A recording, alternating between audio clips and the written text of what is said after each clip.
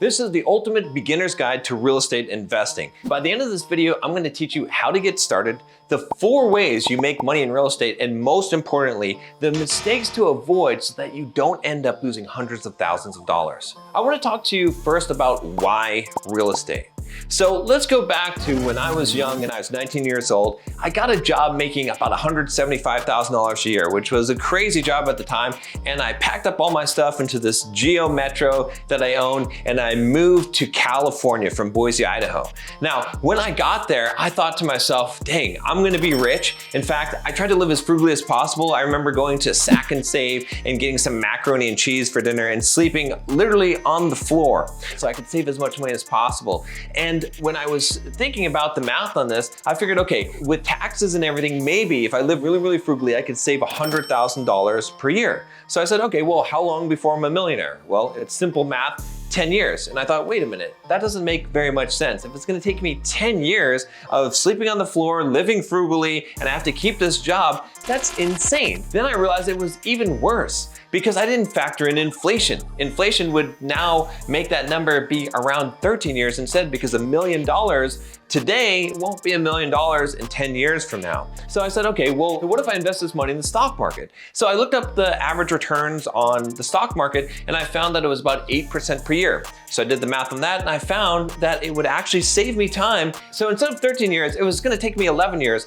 which still sucked. I would have to continue to save all this money, hope that the stock market continues to go up for 11 whole years while I prayed that I kept this job that was really pretty lucky to begin with. So I realized that there's no way that all the rich people in America are doing this, sleeping on mattresses on the floor, eating macaroni and cheese. There had to be a better way. That's when I started researching all the people who had become successful and made money in the United States. And what I found was one common thread: real estate. I realized that almost all of these people had some kind of real estate investments, and that's the way that they truly grew their wealth. And I realized that even if you're a doctor, even if you're a lawyer making a couple $100,000 a year, the equation doesn't change very much for you. I was already making as much money as I could possibly imagine making in the job that I had.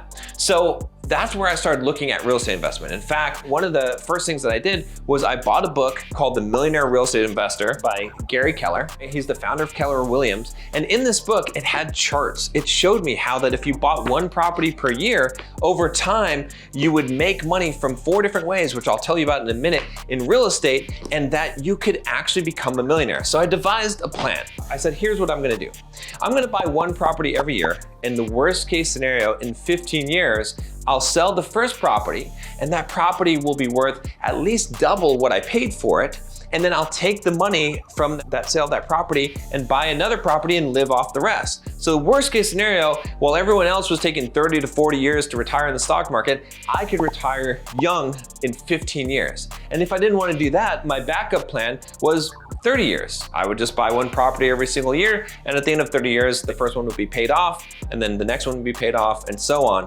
So that's when I came up with the plan to start investing in real estate. Now, enough about me. Let's talk about you.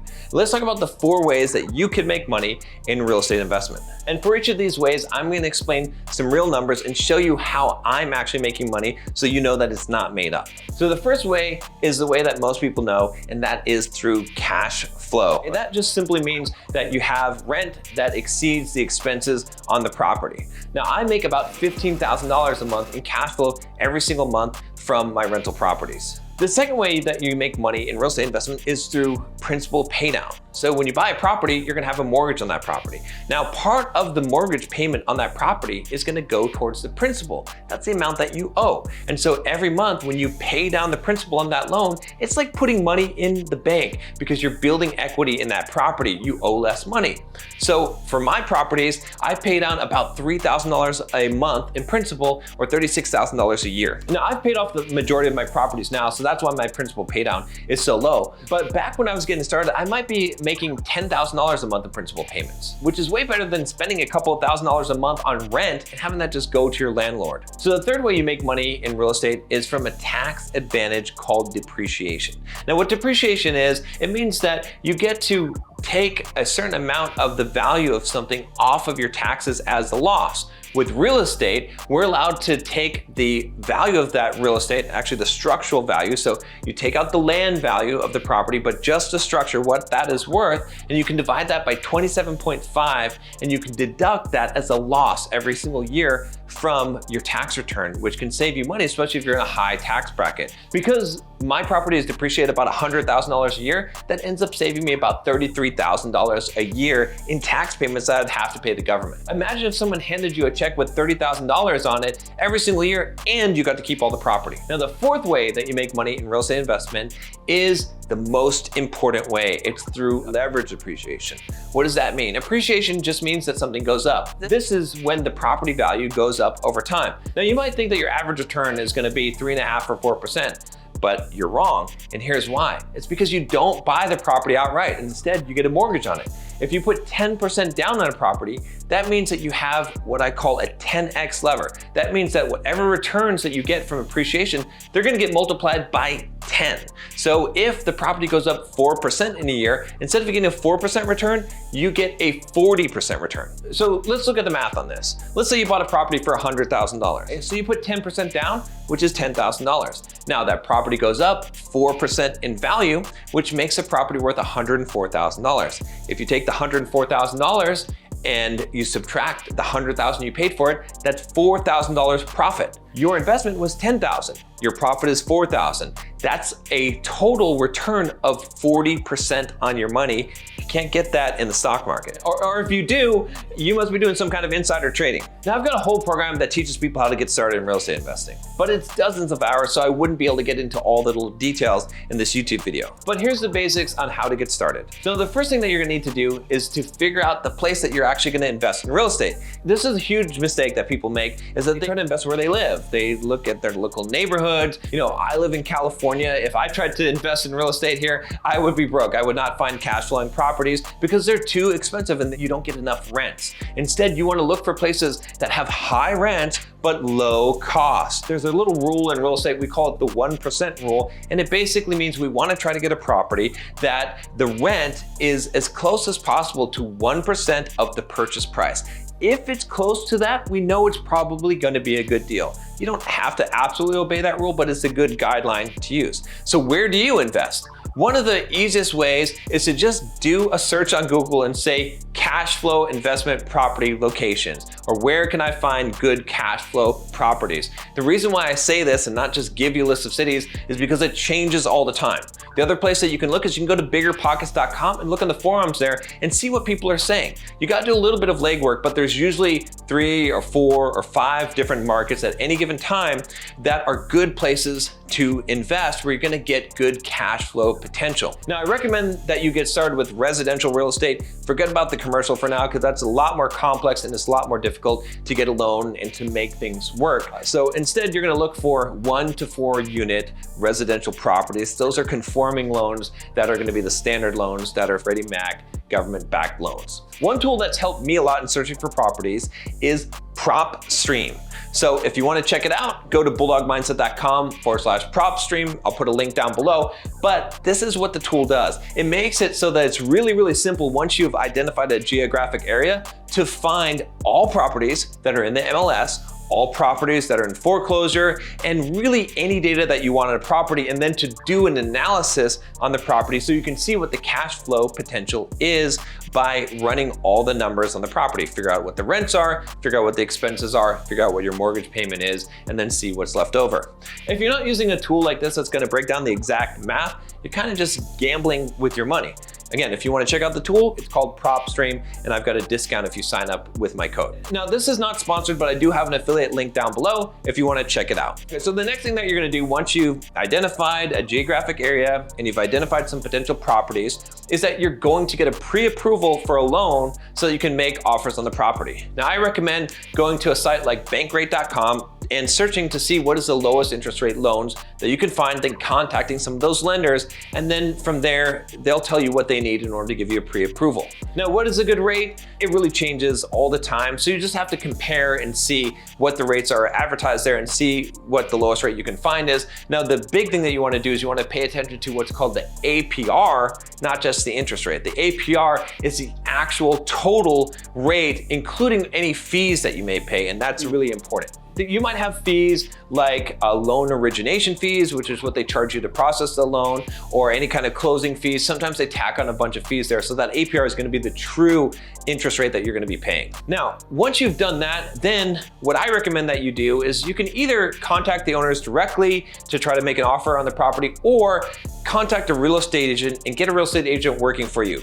I've always used a real estate agent, even when I've had my own real estate license, because it's nice to have someone who can negotiate for you. It's much more difficult to negotiate on your own behalf. The reason why is because of the power of agency. So it kind of works like this. Let's suppose that I want to buy something from you, and so I say that I want this price. You might tell me, no, I want this price, and we're gonna get into an argument. We might get some feelings hurt. We might get into a battle about it, and we might have our egos involved in that situation.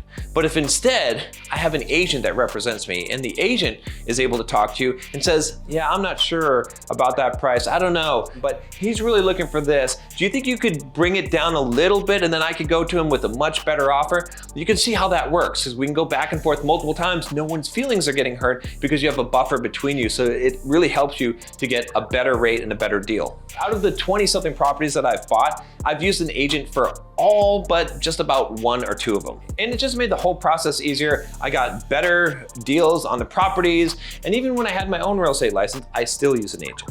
So now the next step is to make an offer on some properties. Now there's a couple of approaches to this.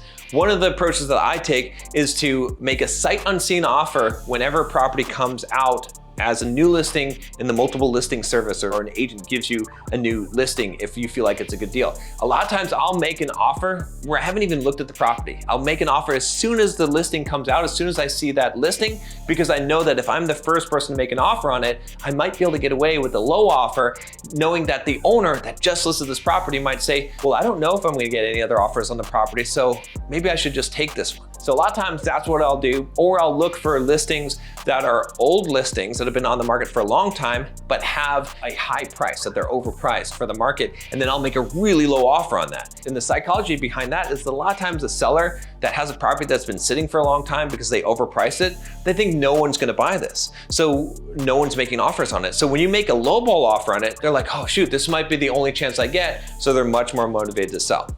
Now, in some markets, like a hot real estate market, none of those tactics are gonna work. You're just gonna have to pay the market value for the property and then negotiate later in the inspection, or it's just how it's gonna be. Now, one thing I'll tell you about this is that even if you have to pay market value for a property, you should still buy real estate, because in the long term, it's gonna be a good deal. So to give you a quick example here, let's say that you're gonna buy a $200,000 property. And you could pay $220,000 if the market's competitive, or you could pay $180,000 if you find a really good deal on that property.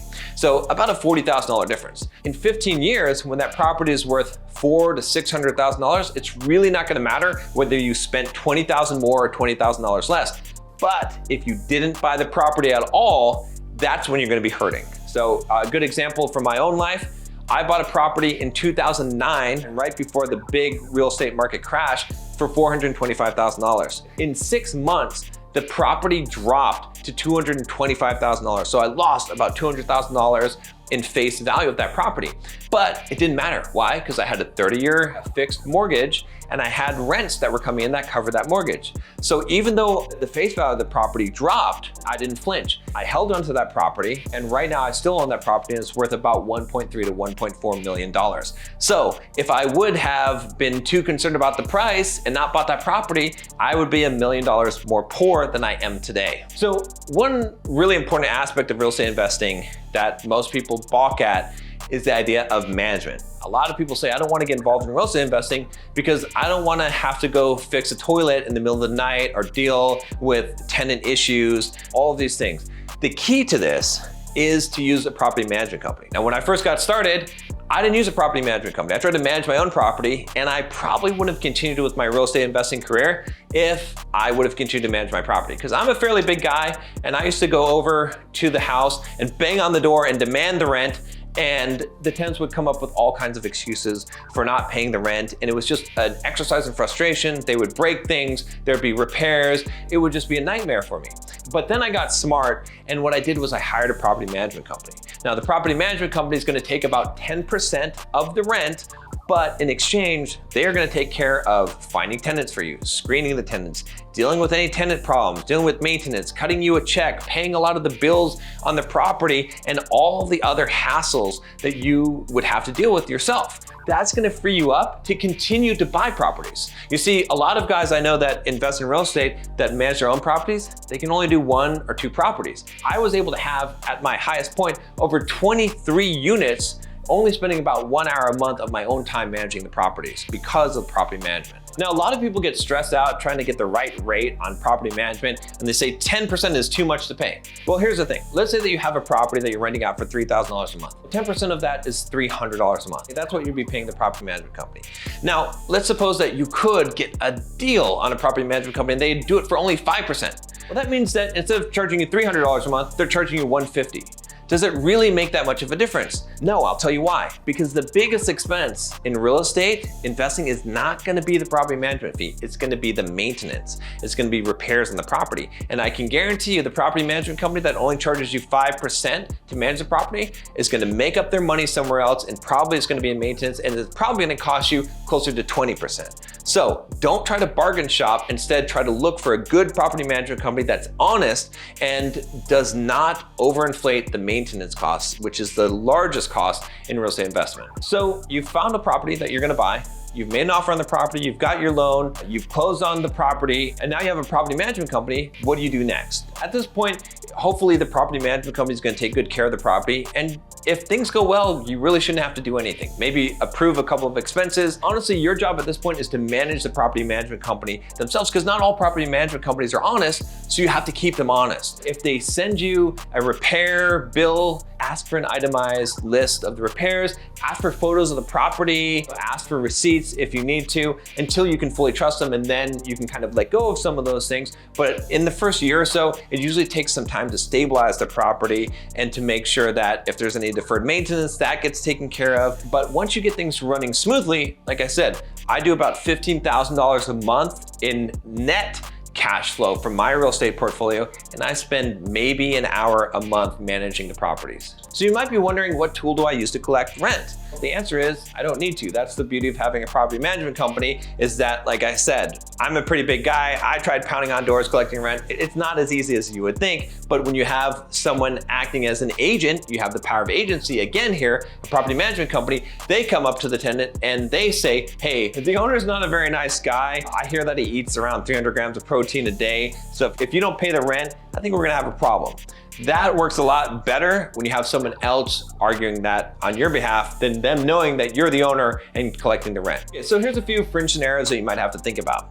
Okay, the first one is evictions. You may have evictions on the property. If you have a good property management company, you're probably not gonna have to deal with this because they'll have screened the tenants already, and you're probably not gonna get tenants that don't pay their rent on time. But if that does happen, a good property management company is gonna handle the eviction for you. Another reason to pay their fees. Now, you still have to pay for the court eviction, but those are usually a lot smoother when you have a property management company do it for you. You don't even have to show up in court. The second one is refinancing. Okay, at some point, if the rates drop down, or you just want to get cash out of the property, you may want to refinance the property. That is a real simple process. It's the same thing as applying for the loan in the first place. Again, I would go to bankrate.com, look up refinances, try to find the lender, and you might be able to actually reduce the payment on that property by getting a lower interest rate over time. So one great example is, remember that property I bought for $425,000? When the market crashed, one thing that happened is the interest rates went down. So when I first bought the property, I think the interest rate was 7%,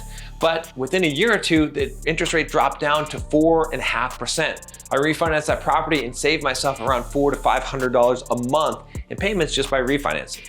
The other time you might want to refinance if you want to pull cash out of the property. So let's say that the equity in that property goes up because that value goes up and you want to pull some of that out. If you refinance the property, you can take the money out of the property and not pay any taxes on it. Now, you still have to pay interest on that new money that you borrow, but you can use that to buy another property and continue investing in real estate just like that. Now, the reason why this income would not be taxable is because you haven't actually taken the profit, you've taken a loan. And see, you can't tax loans. In fact, a lot of billionaires like Jeff Bezos and Elon Musk, they literally take all of their wealth and borrow against it, and they never have to pay taxes. That's how they're able to escape taxes in the United States. Now, one thing you're gonna have to think about when selling the property is taxes, because if you make a profit on the property and you've depreciated that property, you're gonna have to make up any depreciation plus any profit you've made and pay taxes on all of that amount, unless you do what is called a 1031 exchange. So this is a US tax law that allows you to do what's called a like for like kind of exchange. That means that you can take one property and you can sell that property without touching the proceeds. Instead, you give it to what's called a qualified intermediary, and they hold on to the money while you buy another property and use that money to put it into the bigger property. There's a lot of regulations and restrictions around that. We're gonna get into all the details, but essentially what it allows you to do is to defer the taxes potentially indefinitely to the next property, and so on and so on. I've done this many times and have avoided paying any taxes on the profit that I've made, instead got a bigger property and got more cash flow from that property. For example, a few years ago, I took about 4 or 5 of my properties that I had bought maybe 10 or 15 years ago that had increased dramatically in value. Maybe I paid around $300,000 for these properties, but they were now worth about $1.2 million. Now, that would mean that I would have had to pay taxes on $900,000 worth of gain if I didn't do a 1031 exchange. And $900,000 at a capital gains tax rate would be roughly around $200,000 or so. So instead, what I did was I took all those properties and I 1031 exchanged all of them into a $1.2 million commercial property, which I still own now, that generates me about $8,000 a month of passive income and no tax bill. So now you know how to get started in real estate investment. And that was a lot of information, but we still couldn't cover everything. Like I said, I have a program that teaches you everything about real estate investment. If you want to get into that program or just find out about it, click the link down below and you can book a free 15-minute call and at least pick one of my team members' brains about real estate investment and set up your financial freedom plan. But now that we've talked about how to get started, let's get into the big mistakes that most people make in real estate investment. There are 3 super common mistakes that I see all the time. The first one is speculating instead of investing. Now, my definition of speculation is waiting for a future event to occur in order to make money. My definition of investing is being able to make money now with the investment. So if we think about what the difference is, a speculation would be if you bought a property that right now the cash flow on the property is really negative. So when you get the rents and you have to pay all the expenses, it turns out that the rents don't cover the expenses and you're having to pull money out of your pocket in order to put money into the property. Or you did some kind of crazy loan where you're just paying interest, or you have a variable rate loan and you're hoping that this property is going to go up in value and that you're going to get that money from the leverage that we talked about. But if that property doesn't go up in value, what ends up happening is the same thing that happened in 2008, 2009, when I told you about my fourplex. That was $425,000. There was a bunch of other people who bought fourplexes in that same place, and they bought the property on a weird kind of loan where they only paid interest. And since that property went down instead of up, they ended up losing the properties and losing all of their investment. So the reason why that happened was because for them, they had a variable rate loan. And so that loan went up in cost. And at the same time, they were already losing money every single month out of their pocket. And so they realized that their property that was worth $425,000, now being worth only $225,000, was not a good investment anymore. And so they had to bail on the property because there was no way that they could make money on that property, because they would have to keep on paying money out of their pocket for years before the property hopefully went up. Now, if you compare that to investing, investing is when you have a property that the numbers already make sense. that the cash flow from that property is already positive or pretty close to positive, where you know that the rents you're bringing in from the property are gonna cover most of the expenses on that property and hopefully put a little bit of money in your pocket. So let's talk about the opposite of speculation, which is informed investing, if you wanna call it that. Basically, it means that we're looking at the characteristics of the property or the investment right now as it is. So you can ask yourself the question, does this put money in my pocket regardless of whatever external events happen in the future? If the answer is yes, then I would call that an investment. One concept related to this is the concept of a bounded downside. That means that the downside is limited, while the upside is unbounded, it's unlimited. So if we buy a property and we get a 30-year fixed loan on that property, and the mortgage payment and expenses on that property are less than the rents that it brings in, there's nothing bad virtually that can happen to us. Our downside is bounded, because even if the property value drops like it did on that fourplex, the example that I had, it doesn't matter, because did the rents change? Actually, they did. Typically when markets crash, rent actually goes up because people can't buy properties anymore, so they have to rent, so that rental demand increases. With bounded downside and setting the right parameters ahead of time to make sure that the rents are gonna cover all the expenses on the property, you can't guarantee things. You don't know that you're gonna make money in the future by the value going up, but what you can do is make sure that you're never gonna lose money. The second biggest mistake that I see a lot of real estate investors do is investing in a bad neighborhood. Now, there's gonna be a lot of times when you look at a real estate deal and you're gonna say, this is too good to be true, and it is gonna be too good to be true, because the property might seem like it just kicks off so much amazing amounts of cash flow, and it doesn't make sense because the price of that property is so low. A lot of times the reason for this is because it's in a really bad neighborhood. It could be in a drug-infested neighborhood with drug dealers and gangs. A lot of times in big cities, you'll find that there are neighborhoods like that where the rents will seem high, but the prices will be low, and it's for a really good reason. One good test to avoid this that I always use is before I buy a property, I call my property management company up and I say, hey, I'm thinking about buying a property here. What do you think about this property? If it is a property that is in a bad neighborhood, they're gonna tell you something like, hey, I don't wanna get shot. There's no way I'm gonna manage that property. Because the thing about it is that a real estate agent's not gonna be honest with you. If a real estate agent, if you ask them, hey, is this a bad neighborhood? They're gonna be careful for two reasons. One, they don't wanna kill the deal. And two, they have to be careful about discrimination, because there's laws against what they call red zoning and leading people, steering people in real estate. And if they tell you it's a bad neighborhood and you assume some characteristics about the demographics of that neighborhood, and that's why, they could get in big trouble. So they just don't touch that at all. Property management company, they're not bound by anything. They're gonna say, hey, I have to manage that property and I don't wanna go into that neighborhood and I don't wanna try and collect rents from people in that neighborhood. So they're gonna give you the honest truth. If they're on your side, they're gonna be honest with you. The third mistake that I commonly see is people buying REITs thinking they're the same as real estate. I don't have time to go into all the details about this. Like I said, if you really want details about this, make sure you click that link below and jump on that free 15-minute call. But here's the basics. An REIT is like an index fund. You can think of it as a dividend paying stock. It does not have the four characteristics. So we talked about ways you make money in real estate. The only way you're gonna make money from an REIT is if that REIT goes up or it pays you a dividend on the returns from that real estate investment. Like I said, there's a lot more details about it, but just forget about it. Don't do the REITs. Your maximum return is gonna be somewhere between 8 to 13% on your REITs historically, whereas the real estate investing strategy I'm telling you, you can get 40 to 60% returns. That was a lot to cover, but if you guys have any questions, leave a comment below. I will answer every single comment on this video. And if you want to check out my Well That Never Runs Dry program, or just talk to someone on my team about getting started with real estate investing, click the link down below and book your free 15-minute call.